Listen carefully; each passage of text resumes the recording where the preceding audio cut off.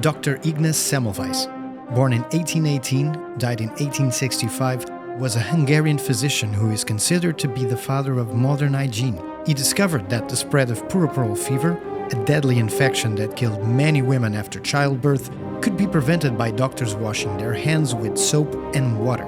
His discovery saved countless lives, but it was not widely accepted at the time. We'll be releasing more videos like this in the coming weeks, so if you don't want to miss a beat, hit the subscribe button. In the heart of 19th century Vienna, a medical revolution was about to unfold. A revolution that would change the course of modern medicine and our understanding of hygiene. Join us as we delve into the fascinating life and groundbreaking work of Dr. Ignaz Semmelweis, a man who battled not only pathogens, but also the entrenched beliefs of his era. Our journey begins in a time when medical science was still in its infancy, a time when doctors moved seamlessly from autopsy tables to maternity wards, unknowingly spreading the seeds of disease. In the early 19th century, childbed fever, a mysterious and deadly disease, haunted maternity wards across Europe. Doctors and midwives were helpless as countless mothers succumbed to its cruel grasp, leaving grieving families and orphaned children in its wake. The medical community was baffled. The prevailing theory at the time suggested that diseases like childbed fever were caused by bad air or miasmas, an invisible and malevolent force. But one man was about to challenge this dogma.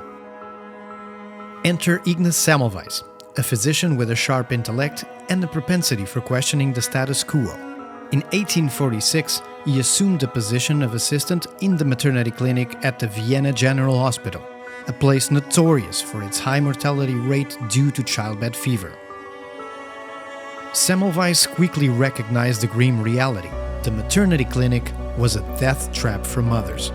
1 out of 10 women admitted to the clinic did not survive childbirth, a rate far higher than in the nearby midwife's clinic.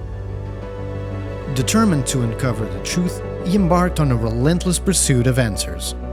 Semmelweis meticulously recorded data and observed the practices of his colleagues.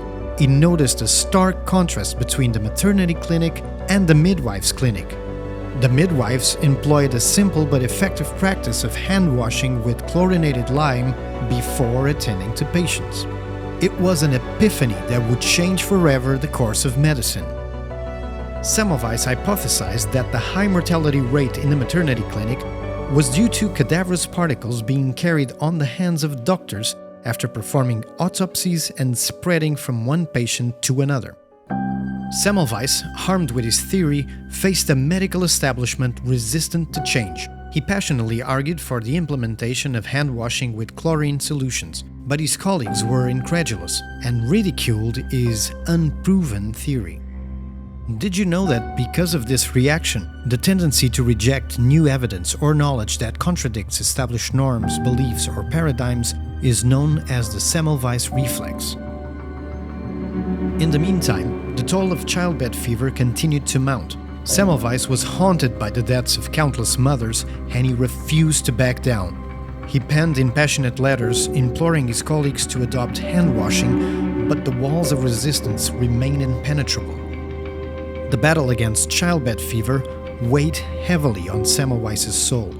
He could not comprehend why his life-saving discovery was met with such resistance. The burden of knowledge and the anguish of seeing preventable deaths took a toll on his mental well-being. His heart ached for the mothers who perished needlessly. Semmelweis was a man caught between the relentless pursuit of truth and the cruel indifference of a world reluctant to change. Over time, the evidence in favor of hand washing grew stronger, and slowly the medical community began to accept Semmelweis' revolutionary idea. Hand washing became a common practice, leading to a significant reduction in childbed fever deaths. Tragically, Ignaz Semmelweis' vindication came too late.